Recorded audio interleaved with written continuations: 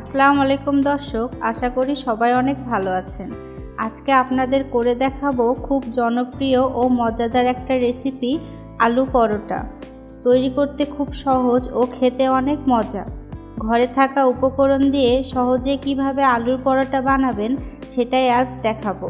চলুন দেখে নিন। প্রথমে একটা বাটিতে 2 কাপ ময়দা, 1 কাপ সিদ্ধ আলুটা আমি হাত দিয়ে মেখে নিয়েছি। তারপর 4 চামচ পেঁয়াজ বেরেস্তা, 2 চামচ কাঁচামরিচ কুচি, 1 চা চামচ জিরা গুঁড়া, 1 চা চামচ হলুদ গুঁড়া, 1 চামচ চাট মশলা, 1.5 চামচ মরিচের গুঁড়া, স্বাদ মতো লবণ ও 2 চামচ সয়াবিন তেল দিয়ে এবার সব উপকরণ হাত দিয়ে মেখে নিব।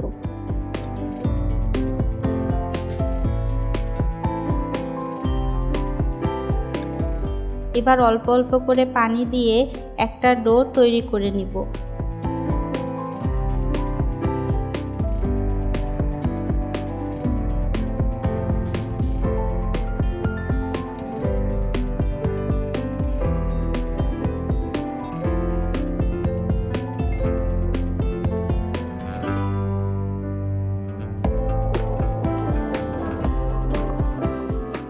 তারপর ডোটা একটু মেখে 6টা লেচি কেটে নিব।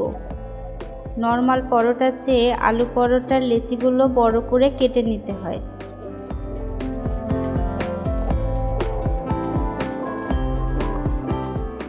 এবার একটা লেচি নিয়ে শুকনো ময়দাতে হালকা করে 2 পাশ গড়িয়ে নিব।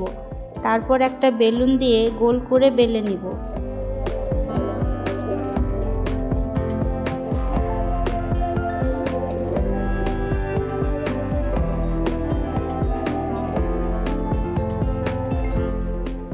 আর নর্মাল পরোটার থেকে আলু পরোটা একটু মোটা করে বেলতে হবে। আপনারা একটু লক্ষ্য করলেই বুঝতে পারবেন। চুলায় ফ্রাই প্যান বসিয়ে পরোটা দিয়ে ভেজে নিব।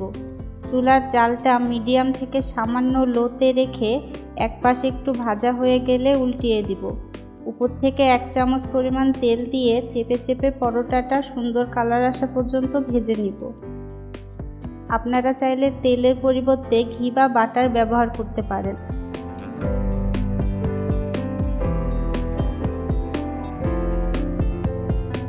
দুপাশ একটু সময় নিয়ে ভেজে পরোটাটা উঠিয়ে নিয়েছি। আর সবগুলো পরোটা আমি একইভাবে ভেজে নিয়েছি। এবার গরম গরম পরিবেশনের পালা। আলু পরোটা এমনিতে খেতেও ভালো লাগে।